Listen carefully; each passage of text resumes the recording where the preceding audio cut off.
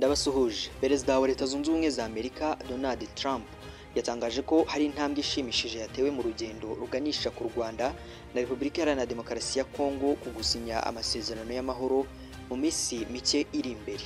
Kwa 18 Kamena 2025 nibwo itsinda ry'impuguke hagati ya Repubulika Iharanira Demokarasi ya Kongo n'u Rwanda ryasoje ibiganiro by'iminsi 3 byaberaga muri Amerika, byasize impande zombi zemeranyije ku ngingo ngari zigize amasezerano y'amahoro.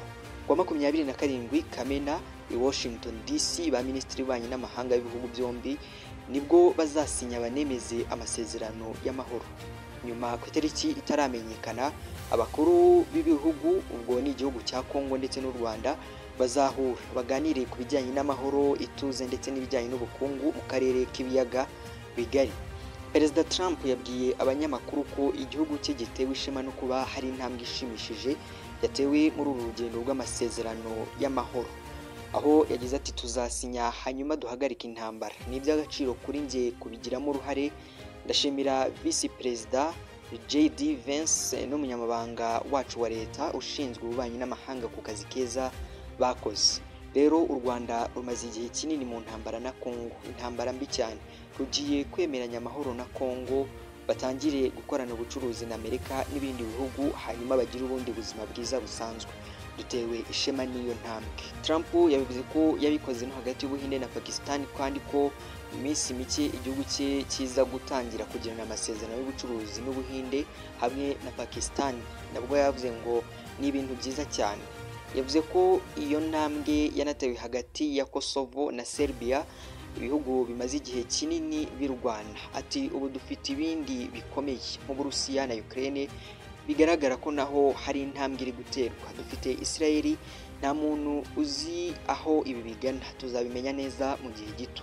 Trump yavuze ko bigoye kuba yasaba Israeli guhagarika intambara, ko biba ari ihurizo kubisaba umuntu uri gutsinda ku rugamba. Ni mu gihe yanone Perezida Donald Trump wa Leta Zunze Ubumwe za Amerika yagaragaje ko akwiye ishimwe rya Nobel rihabwa indashyikirwa mu guharanira amahoro ku isi kubera guhuza u Rwanda na Repubulika Iharanira Demokarasi ya Kongo n'ibindi bihugu byari bifitanye amakimbirane. Minisiteri y'Ububanyi n'Amahanga ya Leta Zunze Ubumwe za Amerika hagati ya 18 Kamena yasobanuye ko intumwa z'u Rwanda n'iza Repubulika Iharanira Demokarasi ya Kongo zumvikanye ku ngingo zikubiye mu masezerano y'amahoro azashyirwaho umukono ku itariki ya 27 Kamena nk'uko nkoze mbibabwira, nyuma y'ibiganiro byazihuje iminsi 3 hariya muri Amerika. Perezida Trump yatangarije ku rubuga Truth Social ko yishimiye gutangaza ko we na Minisitiri w'Ububanyi n'Amahanga Marco Rubio bateguye amasezerano y'amahoro ya Repubulika Iharanira Demokarasi ya Kongo n'u Rwanda yo guhagarika intambara imaze imyaka myinshi yaguyemo benshi kurusha izindi nyinshi. Ni mu gihe Vladimir Putin yatunguranye ubwo yari mu nama ivuga ku bukungu yaberaga i St Petersburg, maze avuga ko Ukraine n'Uburusiya bidashobora gutandukanywa. Mu kiganiro cyatanzwe muri iyo nama mu mwanya w'ibibazo n'ibisubizo, Putin yabajijwe amaherezo y'intambara imaze igihe hagati y'igihugu cye na Ukraine.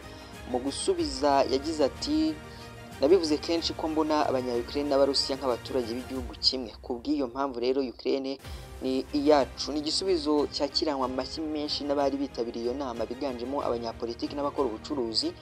Yakomeje agira ati hari itegeko rya kera rivuga ko aho umusirikare w'Uburusiya kandagije ikirenge haba ari ahacu. Muri icyo kiganiro Putin hari aho yageze avuga ko mu gihe Ukraine izakoresha intwaro ziremereye irasa ku butaka bw'Uburusiya izahura n'ibyago. Yagize ati ibyo ryaba ari ikosa ndengakamere ku ruhande rwabo twita ko bafite imikorere nk'iy'abanazi ku butaka bwa Ukraine uyu munsi.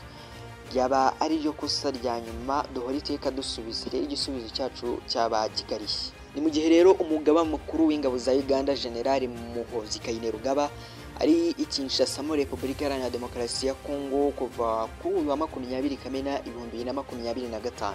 General Muhoozi amaze igihe kinini ateguza kugirira uruzinduko muri Repubulika Iharanira Demokarasi ya Kongo, asobanura ko Perezida Felix Tshisekedi ari umuvandimwe we kandi ko amukunda cyane. Mu mpera z'umwaka ushize General Muhoozi yatangarije abantu agira ati vuba nzasura mukuru wanjye Perezida wa Kinshasa, ubwo ni Perezida Tshisekedi. Ni ubwa mbere nzaba ngeze Kinshasa mu myaka 22.